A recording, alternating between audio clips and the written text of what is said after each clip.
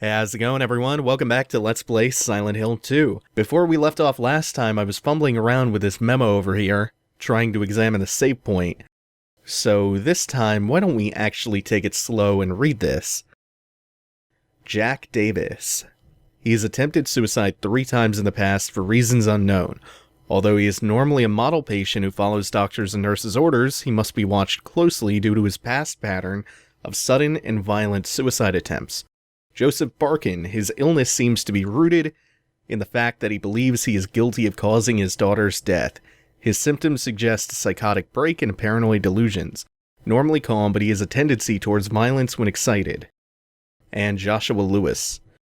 History of hospitalization as well as numerous assault, battery, and other violent offenses. He has a strong persecution complex and a tendency to solve things through violence. Extreme caution is necessary. All of these are patient records, and all of these have to do with patients whose names begin with the letter J. Also, we have a whole cast of characters who share traits, potentially, with these patients. That is not exactly a random memo, and then this one, the potential for this illness exists in all people, and under the right circumstances, any man or woman would be driven like him to the other side. The other side, perhaps may not be the best way to phrase it. After all, there's no wall between here and there. It lies on the borders where reality and unreality intersect. It is a place both close and distant. Some say it isn't even an illness. I cannot agree with them. I'm a doctor, not a philosopher, or even a psychiatrist. But sometimes I have to ask myself this question.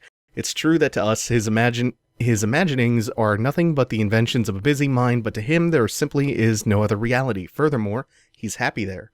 So why, I ask myself, why, in the name of healing, must we drag him painfully into the world of our own reality? I got the key from Joseph. It's probably the key to that box. So, on top of that memo, we also get the purple bull key. And we're done in here.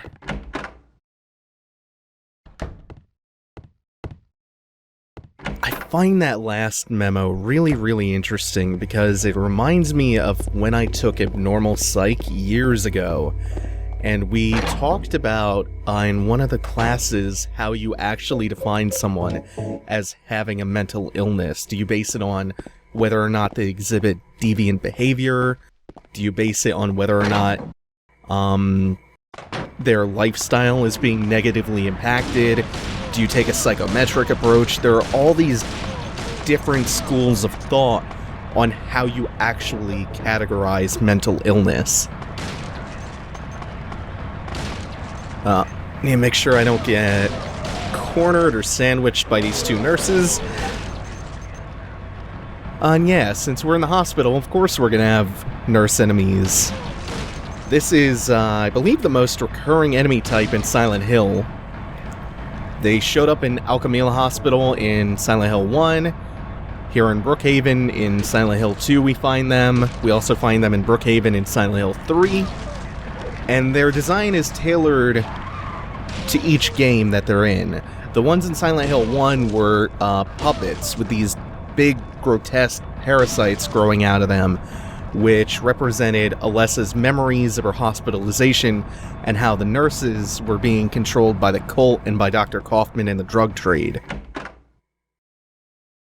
In Silent Hill 2, they're more shapely, again, feminized. Seeing a pattern, by the way? They're more curvy. Their faces are covered in bloody bandages. So there are mixed signals. Ow! What's wrong? I just pricked myself. Are you okay? Yeah.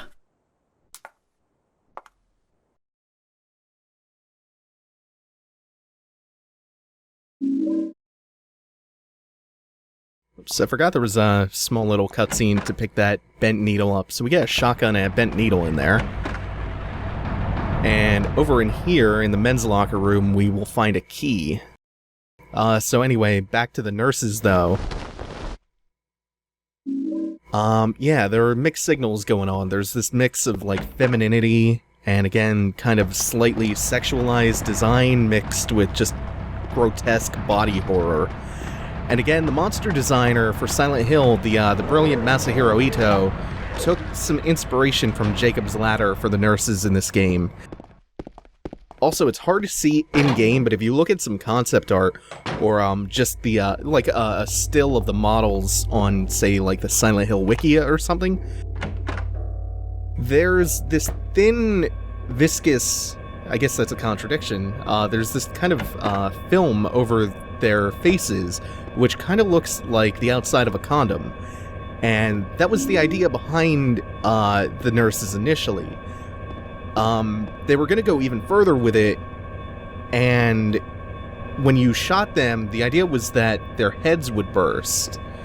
That was 7335, by the way. That's not a randomized code. There are some other codes that we're going to run into in the hospital that are randomized, but that one's always 7335. The nurses' heads were planned to burst when you shot them, but the PS2 was a little bit too limited in horsepower for them to be able to get the effect that they were looking for. Or at least that's the way Team Silent tells it. And finally, we come to their trademark twitching, something which a lot of people find to be the most disturbing aspect of the nurses. All of these elements actually mean something in terms of the game's themes and James's character. We know Mary was sick, so there's at least one really obvious connection there, plus some more foreshadowing.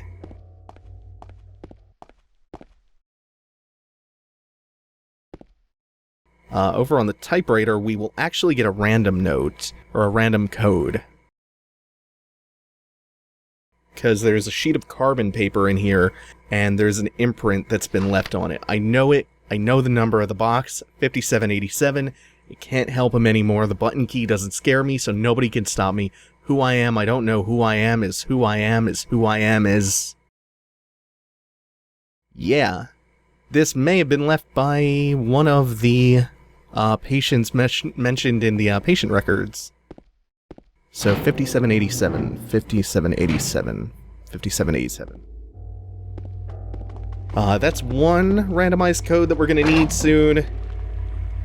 And we'll get the other momentarily. Actually, no. Actually, it'll be a little while before we get that code. I just remembered where it was. But we do have two keys now. We have the purple bowl key, and then we have that lapis key. Since I was talking about the monsters, I just want to shed a little bit more light on a recurring thing that you've been seeing with these monsters, especially now that we have the mannequins back in action. We have a hallway with a mix of nurses and, whoa, gotta switch to the handgun, and mannequins in here. Every monster that we have seen so far, aside from Pyramid Head, has some feminine qualities and is sexualized in some way. The lying figures, they're bound in like a BDSM-style bondage suit, like a gimp suit, made of flesh, zipper and all. You can also see that the lying figures, the patient demons, are clearly women, or at least very feminized. They have these big platform shoes, they're very curvy. You can also interpret them as writhing around in pain and being bound in a straitjacket or something, some kind of medical restraint. And then the mannequins, the first time we see them, they're presented with a really obvious link to Mary. And again, they're very slender and they're very curvy. They're faceless stand-ins for Mary, essentially. Oh shit, I didn't think she would be right there when I popped out of the room. That's gonna put me at red health, which is actually fine. Being at red health and walking around at red health actually helps me out with something that I'm trying to accomplish. So the longer I can walk around critically injured without dying, the better. That's not too bad at all. That's why I've been kind of allowing myself to take a couple of hits that I don't necessarily need to.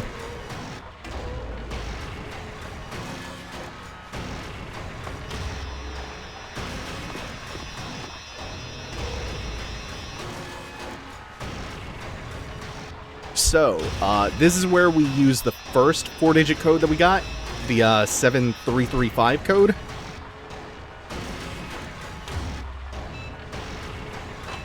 Sorry, I was having a hard time hearing the beeps on the keypad. confirming that I was actually hitting the right buttons, because the music was so damn loud there.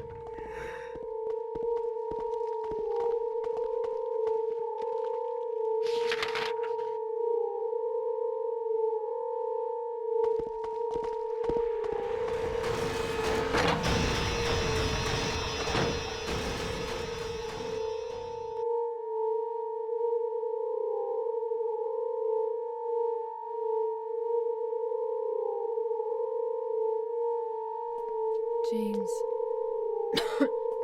Wait a minute. I'm kind of tired.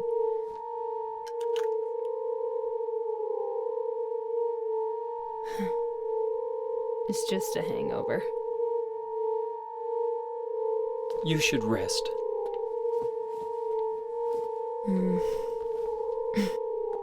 So comfy. I'm gonna go look for her. For Laura. I'll be back as soon as I can. Alright, so in this room we get to dump Maria off, so we don't have to protect her any longer. And that is room S3 up here, if you are looking for the specific room for your own playthrough. There's also a key by her bed that we just picked up. It's the key to the roof, so we can now come out of the patient wing and come back to the stairwell and go all the way up to the roof floor, where we're gonna find some cool stuff. So we're up on the roof of Brookhaven Hospital, and over here there's a bluish diary.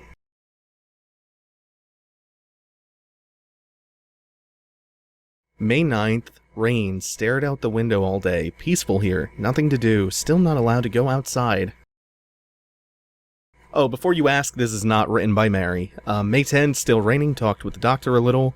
Would they have saved me if I didn't have a family to feed? I know I'm pathetic and weak. Not everyone can be strong. May 11th, rain again. The meds made me feel sick today. If I'm only better when I'm drugged, then who am I anyway? We have a lot of philosophical introspection here. May 12th, rain as usual. I don't want to cause any more trouble for anyone, but I'm a bother either way. Can it really be such a sin to run instead of fight? Some people may say so, but they don't have to live in my shoes. It may be selfish, but it's what I want. It's too hard like this. It's just too hard. May 13th, it's clear outside. The doctors told me I've been released, that I've got to go home. And it just cuts off. The diary ends here, there are no more entries. What was the diary doing up here? So the person who wrote that diary is clearly suicidal, and based on where that note is found, you can guess that she probably committed suicide by jumping off the roof. Over here, we can try to get in the elevator. That triggers Pyramid Head to swing on by.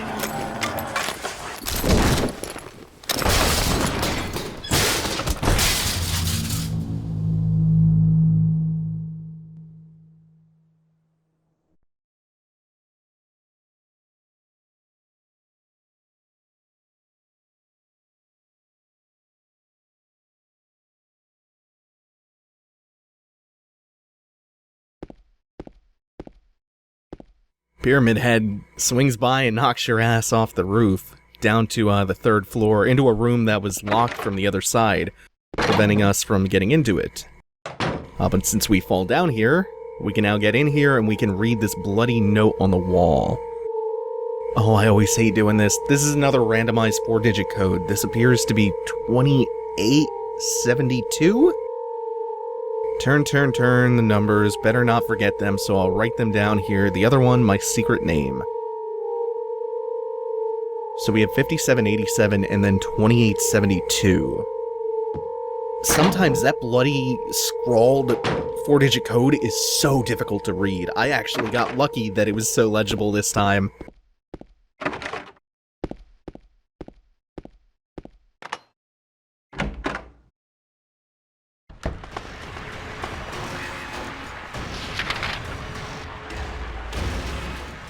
Okay, so we have 5787, 2872, 2872.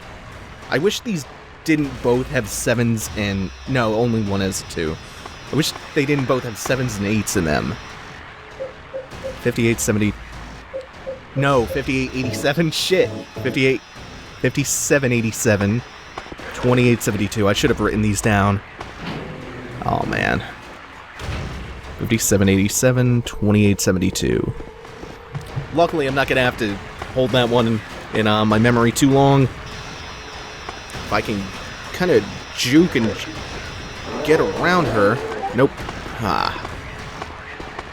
Mannequins hardly ever hit you, so they're not a big worry. And S. Oh, shit. It's this one at the very end of the hall. Okay, so this is why we needed those 2 randomized codes. We have 2 padlocks here, which are unlocked with keys. We have a turn lock, and we have a push-button lock. So this one uses the 5787 code. 7. Okay, I remember that one. And then the turn lock was 2872. 2... 8... Ah, shit, I skipped past it. Good, okay. Now I can just let the randomized code just fly out of my brain. And this is why we got that lapis eye key and the purple bowl key before. We can combine those keys. We don't actually, like, fuse them together. Oh my god, I've forgotten how combining works. There we go. Oh, I forgot how to combine shit.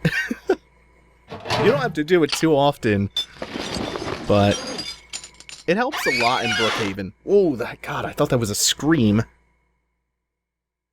There's nothing but a few hairs inside. We went through all that effort, 2 randomized codes, and 2 different keys to open up a box with a few pieces of hair.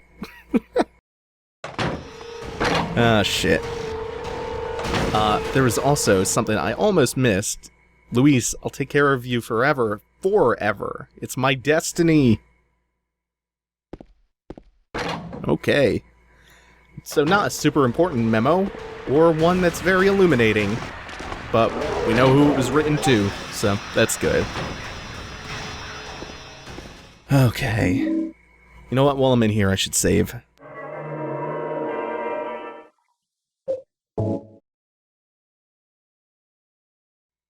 You know, I had some kind of thought, but it flew away with those combination codes. So we can find some uses for those pieces of hair. Why not? First, I'm going to try to bait the nurse back here, so I can actually get around her without taking a hit. There we go. So, one of these rooms at the end, I think it's this one on the left. Yeah, we get some green Joker slime on the tiles, and there's something down in here, but the hole is too small for James to snake his hand in and grab it. So we're gonna use that piece of hair that we got like twine and attach it to the bent needle that we picked up in the pincushion bear, and we're gonna make a little fishing hook.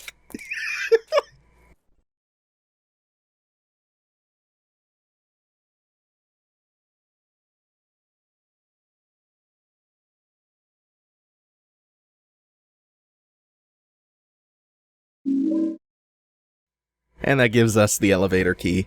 You know what? That guy was so obsessed with Louise. It took me this long to understand this. He was so obsessed in such a creepy way with Louise that he kept her hair locked away in a lockbox.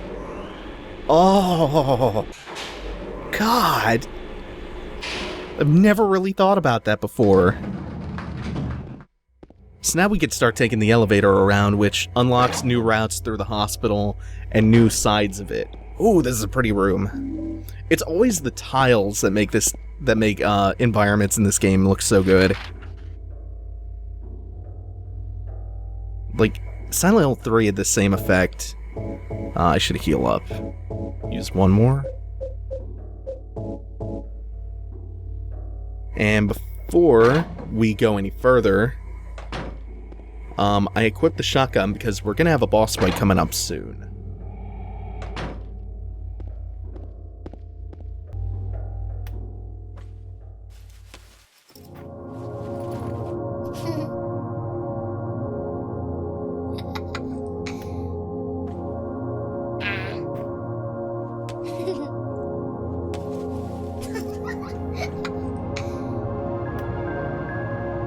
Laura? Huh? You know my name? Eddie told me. That big fat blabbermouth. How do you know about Mary? What's the big deal? Why can't you just tell me? You gonna yell at me if I don't? No, I won't.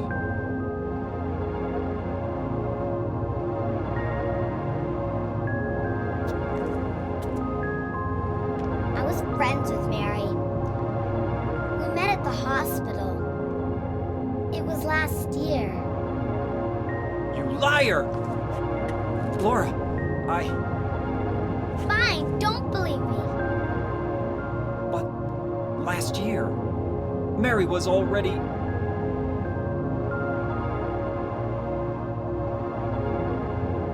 I'm sorry, Laura. Anyway, let's go.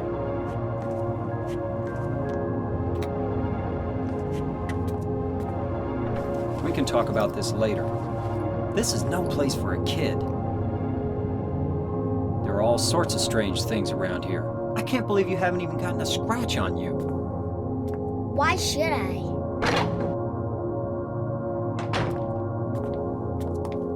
Wait, there's something I gotta get. Later, okay? But it's really important. What is it? A letter from Mary. Huh? I wanna go get it, is that okay? Yes.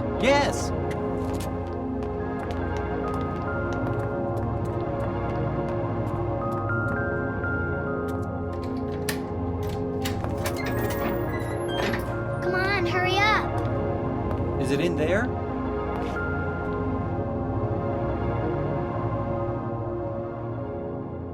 Yeah, in the back.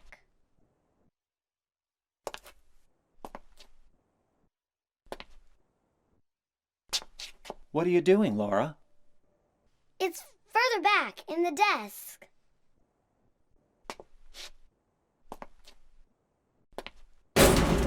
Laura! What are you doing?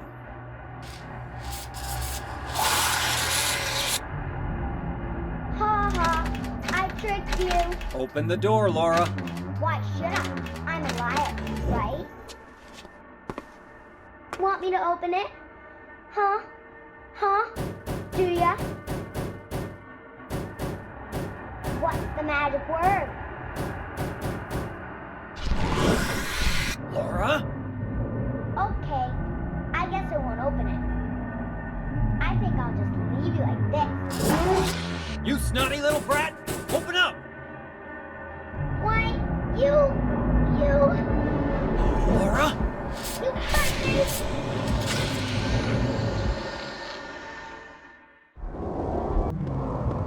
I love that she just calls you a fart face. That's the best. That's gonna be the episode title. But that goddamn shit child lures you in here and locks you in with two flesh lips, these enemies are called, and just leaves you to die. What a motherfucker! So these things are carcasses bound to what looks like a bed frame, specifically the frame of a hospital bed. And they both have a pair of big creepy lips on their torsos. And they try to choke you out with their legs because that's the only appendage they have dangling down.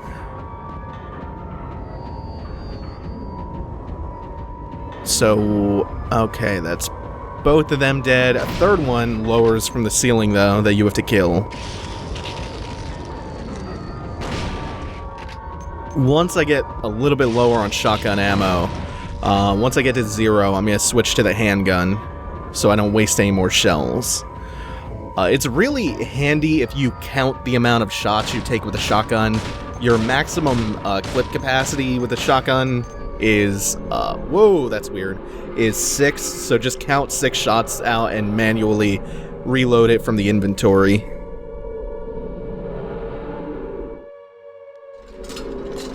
James. James. James.